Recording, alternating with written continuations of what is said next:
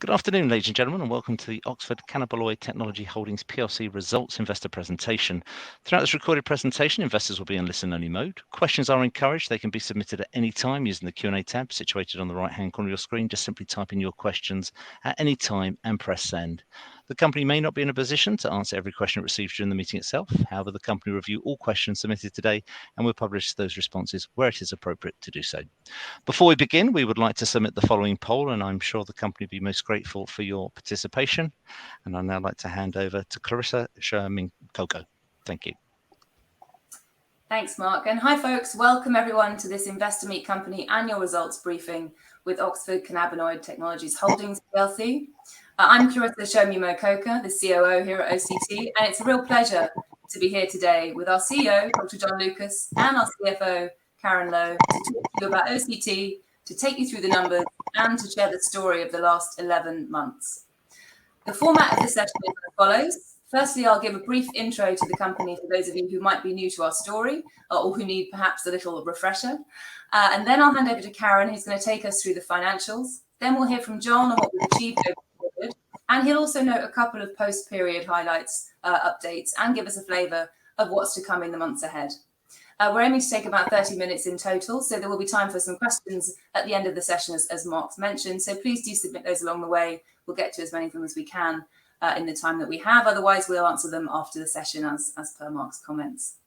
Okay, on to my brief introduction to OCT. So we are a pharmaceutical company who listed on the main market of the London Stock Exchange in May 2021, so a little over a year ago. We're developing next-generation non-addictive pain medication to replace opioids. From 2006 to 2020, the number of opioid prescriptions in the United States dropped from 215 million down to 142 million. This downward trend tells us that doctors don't want to prescribe opioids, but we still don't have a viable replacement. And as a result, we have a lot of patients living with pain. This is the patient group that we are targeting. These are patients with chronic and severe pain indications, representing an underserved market worth over £40 billion. What we're not doing is medical cannabis. So we're not a medical cannabis company. Medical cannabis can't be approved by the FDA or the EMA as a licensed medicine. It can't make any formal claims to treat diseases or conditions. And it's not reimbursable by insurance companies and can't generate market exclusivity. We are different. We are a pharmaceutical company in name and nature, taking our drug candidates through robust clinical trials for specific pain indications. They're designed to give OCT regulatory approval, allow doctors to prescribe, and insurance companies to reimburse. Our model also allows us to improve the structure of cannabinoids, creating medicines with that all-important market exclusivity. Our ultimate aim is to provide new solutions for those underserved patients suffering from severe and chronic pain. That's my brief overview done. Now I'm going to hand over to Karen for a deeper dive on the financial element of our annual report. Over to you, Karen. Thanks, Clarissa, and good afternoon and good morning to everybody. Thank you very much for taking some time out of your day to listen to us today.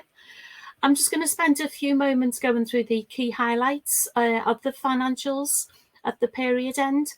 So if I start with the statement of comprehensive income, which you should be able to see on your screen now, you can see there that we spent just under 2.9 million on research in the period, the majority of which was on 461201, which got us through the preclinical stage.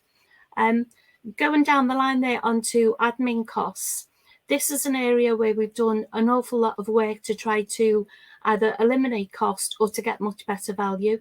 So we've gone through all of our suppliers to see, renegotiate or change suppliers to really drive and maximise the resources that we can pump back up to the research line. Part of that was closing the London office, which generated quite significant savings for us. We now all work from home. And that's really been quite a big focus for the year. The only other item there that I draw your attention to is the tax credits line, where, as you'd expect, the research and development tax credit that we've been able to claim has increased in line with the increase in research investment during the period. If I move now to the, multitasking, pressing buttons, to the cash flow and cash utilisation position, you'll see there that we ended the period with just over 9 million of cash in the bank, which is where we expected to be at this stage in the process. And we're still expecting that cash to have been fully utilised by sort of March, April time of next year. Because of the cash position that we're in, obviously the audit report, although it was unmodified, the auditors have drawn attention to the material uncertainty around going concern, which is again what we expected. There's always been a fundraising in the pipeline, as we'd said when we listed last year.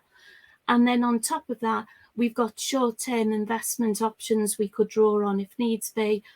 And we can look at the programmes and look at where we're spending the funds and where maybe we could curtail some, where we could refocus it. So the board are very much confident that going concern is still the basis of the accounting principles going forward. If I take you through to the balance sheet position, there's just two lines really that I just wanted to touch on. The first one, the non-current assets, ties back to our closure of the London office and the disposal of the assets surrounding that, which leaves us really with just the licence, which you could see there at the 46k net book value. The cash we've already touched on. And then sort of surrounding that whole financial area, I just briefly wanted to mention corporate governance. Obviously, since we listed last year, we've not always got governance as well as what we'd hoped to have done.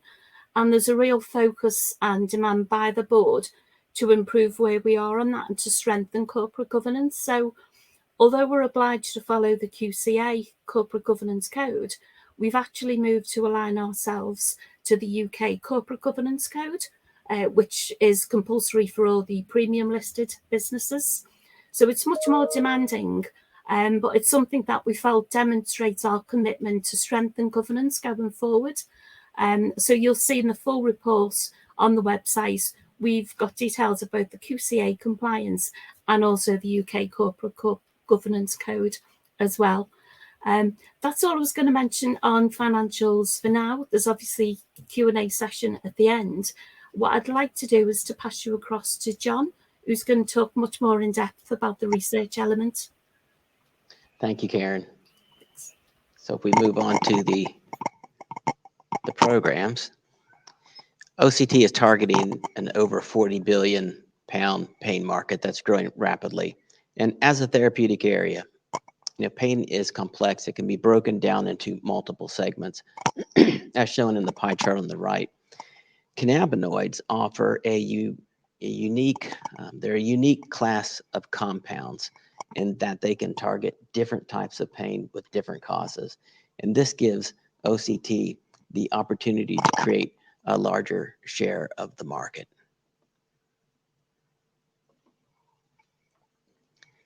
The company's made very good progress over the last year. We started preclinical development of our 2 lead programs, and we closed the Canopy deal for the other 2 programs.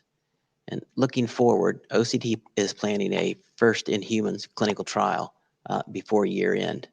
A second first-in-human clinical trial is scheduled for Q1 of next year. So by the end of this funding round, we expect, and by the end of this funding round, we also expect P3 to be at the stage of preclinical development, to be ready for preclinical development, and P4 or program 4 to be at the lead compound stage.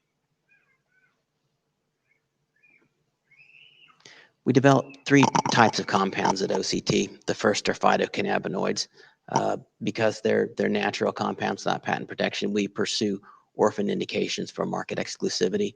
The second type of compound is where we modify the chemical structure of a natural phytocannabinoid. We start with the natural phytocannabinoid, then we change its structure, we form a cannabinoid derivative.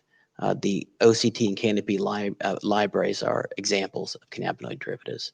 And then the third type of compound is a cannabinoid mimetic. This is a completely novel, new chemical entity that acts like a supercharged cannabinoid. OCT 461201 is an example of a cannabinoid mimetic. In terms of screening and development, we operate a fairly virtual model here at OCT and have developed an extensive network of partners over this last year to carry out our R&D. And this is an important point. We did a lot of heavy lifting to get all of these in place, but now we're at the point that it's a plug and play for any future programs that come along. And importantly, through all these partners, the IP is going to be owned by OCT, that comes out of any of this research.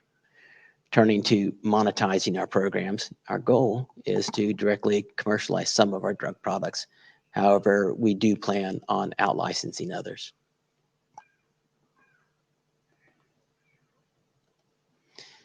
As I said, over this last year, we did a lot of heavy lifting to put an extensive network of providers, as you can see, for each of our programs. And these include blue chip CROs. And they're all working together at our direction to develop our drug candidates. And through our partners, you have a small company like OCT now having the same expertise and capabilities as a big pharma.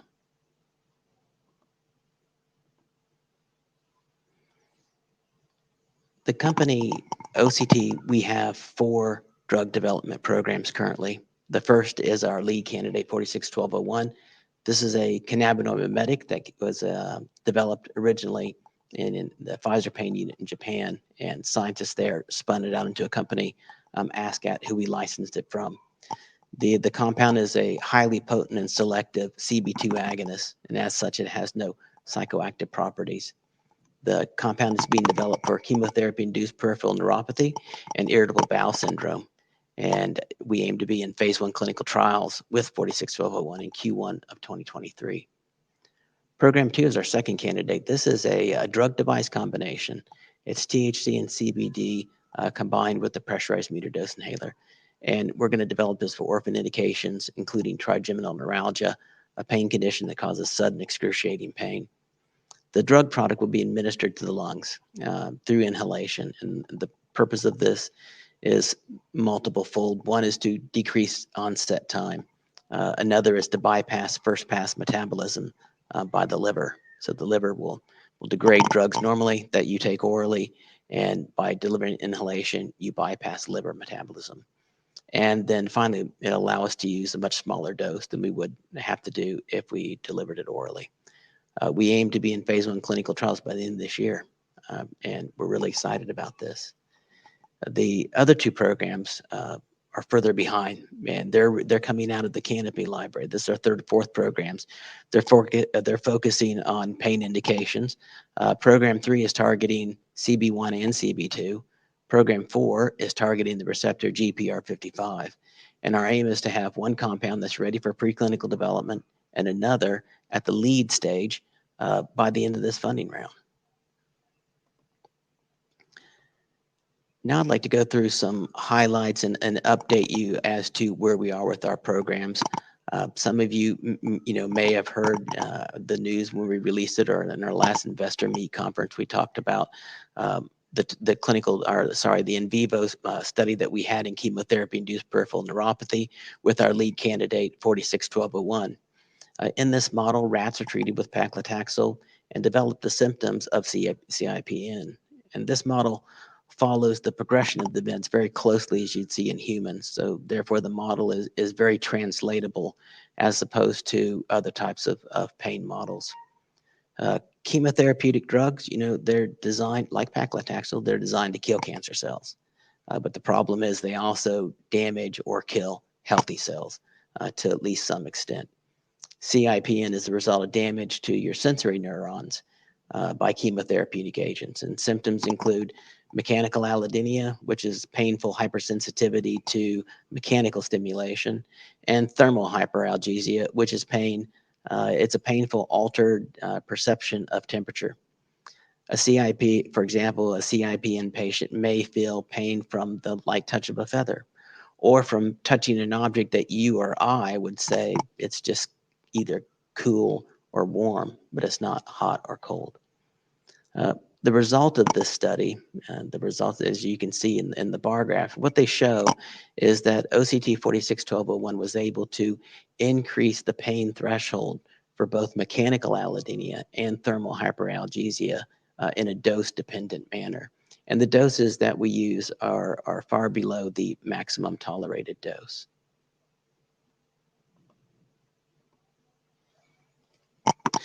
Let's now go over the status of the major preclinical development work streams, namely CMC, which is chemistry, manufacturing, control, which broadly will just, it's manufacturing. And the other is the pharmacology and toxicology. We'll also talk about the preparation that we're doing for also talk about our preparation for clinical development. In terms of the preclinical development, 4612-1 is progressing very well. We recently produced a 2.4 kilogram non-GMP batch. So we showed that we could scale it up, the manufacturing. The next phase of the manufacturing is a GMP batch, which is they're preparing for currently. And this batch will be used for the upcoming clinical trial. In terms of the pharmacology and toxicology, there were dose range finding studies that identified the maximum tolerated dose in 2 animal species, rat and dog. And we found that we had a very wide therapeutic window, which is very encouraging as we move into our safety studies in phase 1. And last week, we signed an agreement for the clinical CRO, Simba Orion, who will carry out the phase 1 clinical trial here in the UK. Moving to program 2, which we call OCT 13401. Again, preclinical development is progressing very well. The 13401 is a drug device combination. The drug is THC and CBD. The device is the metered dose inhaler, or PMDI. It's the same type that's used by asthma patients, except ours will have a counter on it that measures the number of actuations. For the CMC, the drug has now been formulated and tested in a PMDI, pressurized metered dose inhaler, and it's undergone 3 and 6 month accelerated degradation studies, and we've shown very good results. The drug product is very stable. And we have now finalized the drug device, all of the technical specifications. They are now in final form. For the pharmacology and toxicology, the dose ranging studies are underway in rats and dogs, and they are progressing very well, as expected, with good results. In terms of the clinical development, we're entering the final bid defense phase with selected CROs. We'll be choosing one very soon. And the clinical trial is scheduled. It will happen, start before the end of this year. It's going to take place in Australia. And then finally, if we move on to programs 3 and 4, they're progressing well. They're earlier stage. These are the canopy compounds that we're putting to work. Program 3 is developing a dual CB1, CB2 agonist for pain indications. Where we are right now is we've identified lead compounds with good binding and functional activity at both CB1 and CB2, which is very difficult to achieve. And they have very good in vivo, so they've been in animals as well, in vivo pharmacokinetic profiles. For program 4, the aim here is that we're developing a drug candidate that turns off receptor GPR55. It'll be what's called a GPR55 inverse agonist, but you can think of it as something that inhibits this receptor. GPR55 is a primary target for CBD, and our goal is to develop the next generation or super CBD.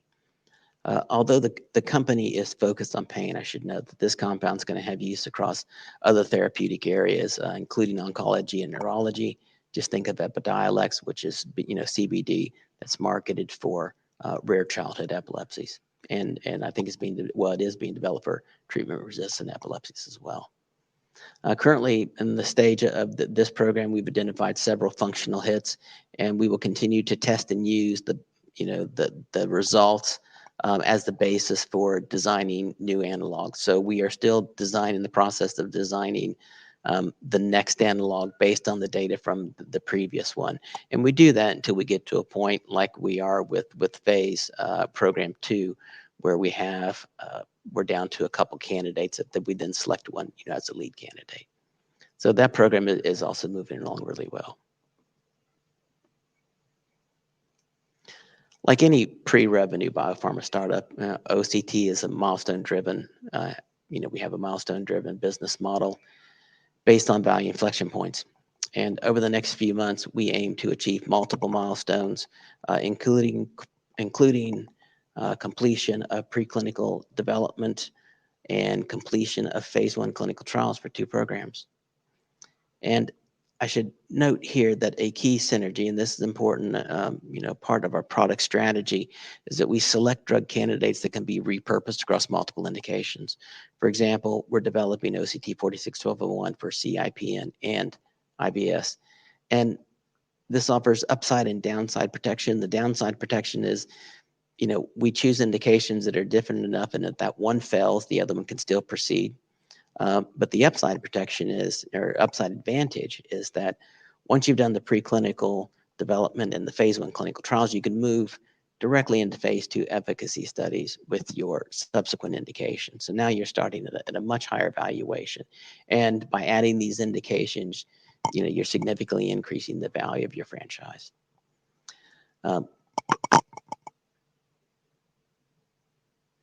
So these are the timelines, and we're going to be hitting these multiple inflection points in the near term, and we're very excited about where we are and that how we're keeping up with what we said we would do in the prospectus.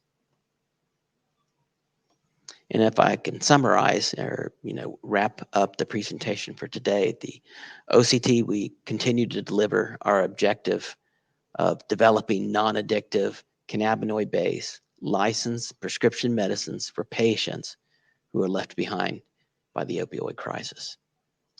An investment in OCT is an investment in the future of cannabinoids. The only way to maximize the value of cannabinoids is through the licensed medicines pathway. Phytocannabinoids are generation 1.0. Cannabinoid derivatives represent the future. The licensed medicine regulatory pathway is the only way, it's the only pathway available for these drug compounds. And OCT is one of a very few companies focusing on the future of cannabinoid medicines. Our pipeline is diversified to balance risk, and it offers multiple opportunities for success. We offer Generation 1 phytocannabinoids. We also offer Generation X cannabinoid derivatives and cannabinoid mimetics with superior drug-like properties. Over the last year, we've built an extensive network of providers that gives us the same capabilities as a big pharma. This is enabling us to achieve the goals that we set out to accomplish in the IPO. We have 2 programs that are entering phase 1 clinical trials within just a few months. We are hugely excited to be transitioning into a clinical stage pharmaceutical company. And by about this time next year, these 2 programs will be ready for phase 2. So we're talking about moving the company into a completely new phase. And this is something that shouldn't be underestimated when you're taking a company and moving it from a preclinical R&D company to a clinical stage pharmaceutical company where we're actually testing our drug candidates in humans. And we think, we would love for you to be along the ride with us during this exciting time. And this concludes our presentation, and we're happy to take any of your questions. That's great. John, Clarissa, Karen, thank you very much indeed for updating investors this afternoon. Ladies and gentlemen, please do continue to submit your questions using the Q&A tab situated on the right-hand corner of your screen. Just while the company take a few moments to review those questions submitted already, I'd like to remind you that a recording of this presentation, along with a copy of the slides and the published Q&A, can be accessed via your Investor Meet company dashboard. Clarissa, if I may, you can see a number of questions have been submitted from investors throughout today's call, and thank you to everybody for your engagement this afternoon. But perhaps if I may, Clarissa, hand back to you just to read out those questions and give a response, obviously, where it's appropriate to do so, and I'll pick up from you at the end. Yeah, sure. Thanks, Mark. We've had lots of questions in, as you'd probably expect. So I can pretty much guarantee we're not going to get through all of them now. But as Mark said, we will be going through and responding to them in the normal way with Investor Meet Company after the session. So we will come to them. We might not just get through them today. Let's start with a couple of those. So there's a question from Jake. Will a fundraise take place before the results of that first stage clinical trial or afterwards? Just concerned about dilution, given the current share price and stuff. John, probably one for you just to talk about when results might land and when the fundraise might take place. Yes, that's right. So we expect to have interim results from the first clinical trial, well within Q1. At the end of Q1, we'll have interim results, which, for all intents and purposes, it's the final results. It's just that's when you lock the database and you can't go back now. That is the data, so we can use that then to support our fundraising. We may extend the runway somewhat so we can have that data in place before we do the raise, but we are going to start looking at our next raise in earnest in the fall. And we believe anyway that our programs will be able to support a fundraise based on the data that we have. Now, in terms of dilution, we certainly want to see those value inflections. And if we're not at a point where we are comfortable, then what we will do is a smaller raise to take our lead program forward until the market improves, and then we'll do another raise to avoid dilution. Once that value has come up, as you say, meeting those milestones, going through those value inflection points to enable a further raise down the line. Okay, that makes sense. Thank you. The second question is, what kind of news flow could we expect over the next 12 months? I think you've probably answered this during the presentation, given that we were just talking about the very exciting news of moving into the clinic and becoming a clinical stage company with programs 1 and 2, getting in the clinic in December of this year and January of next year. So maybe you could just expand a little bit on the types of things that might be coming out to keep investors abreast of the progress and the story and the things that they should be looking out for along the way. Yeah, I think, as you can see, we released the Simbic agreement that was signed, and that's very important because now we've established the dates that we are going to be going to the clinic and the dates that we'll expect to receive the data, lock the database, get the final results, et cetera. So that's an important agreement. One that's to come now is for program 2. That'll be coming in very closely behind that. And then they'll be in the events, in the fall and winter time, when we're talking about, selecting sites and starting to enrollment, the first patient in, the last patient dose, the interim results. So we have a lot that's going to be building around these 2 clinical stage programs. A lot of news flow out of that will be occurring. We also have then, of course, as we get results from our programs 3 and 4, they're not going to have a big impact because they're not, clinical stage yet. But it's still very exciting, the programs that we have there. We'll be releasing that data as well. Thank you. I think you touched on it just then, but somebody has asked what the significance is of the master service agreement entered into with Simba Orion, which we announced a week or so ago. Maybe you could just expand a little bit on that and explain to people why that is important and why we're excited to be partnering with Simba. Yeah, it's important because, we are telling the market we're doing this. We have dates, we have people lined up, we have the site, we know it's going to be done in the UK, we know it's where in the UK it's going to be done. We know we know the design of the clinical trial. So everything is now moving in place and to transition to a clinical stage company. So that's a very important agreement because it really, you're committed at that point, and you also have some definiteness around your clinical trial plans. Thank you very much. Maybe we'll just do one more as we're coming up close to the time that we said we'd finish. So as a reminder, we will address these questions we haven't got to after the session, but maybe we'll just do one last one from Simon. Simon's asking about the competitors in the space. Are there competitors, John, that you feel are advancing or further along, or perhaps nipping at the heels of OCT in relation specifically, I guess, to the indications that we're looking at and why we've selected those indications in particular might be a good way to address that question. Yeah, our competition, there's not many other companies who have similar types of compounds, so that they're, you know, with the same mechanism of action. I'd say our closest competition right now is a company called Centrexion. They also have a CB2 selective agonist that they're developing for different types of neuropathies. I think we have, you know, we're moving very quickly, and I expect we'll be the first one on the market for CIPN. You know, one of the things that it does, though, with their data is, and they're developing theirs, is they'll be going into other indications, and that shows indications that we can go into as well. I would say that they are our closest competitors right now. That's great, Clarissa. Thank you very much indeed for managing through that Q&A. And John and Karen, thank you for your time also this afternoon. John, I know investor feedback is important to you and the other members of the management team, and I'll shortly redirect investors so they can provide you with their thoughts and expectations.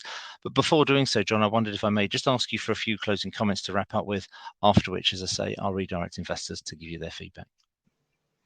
I think, you know, one thing that's really important for our existing shareholders right now is around dilution and the next fundraise and building value in the company, getting that share price back up.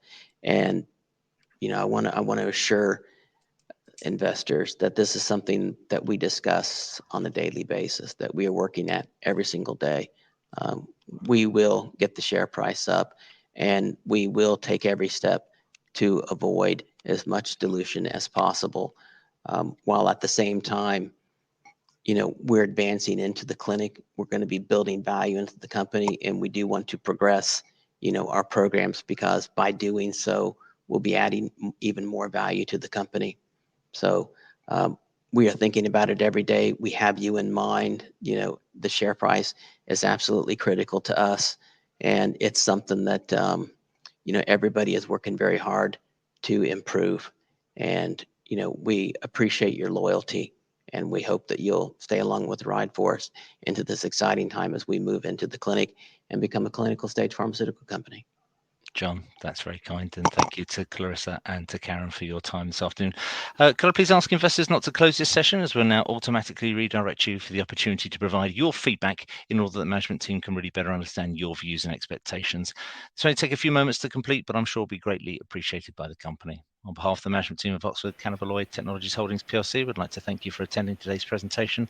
That now concludes today's session, and may I wish you all a very pleasant afternoon. Thank you.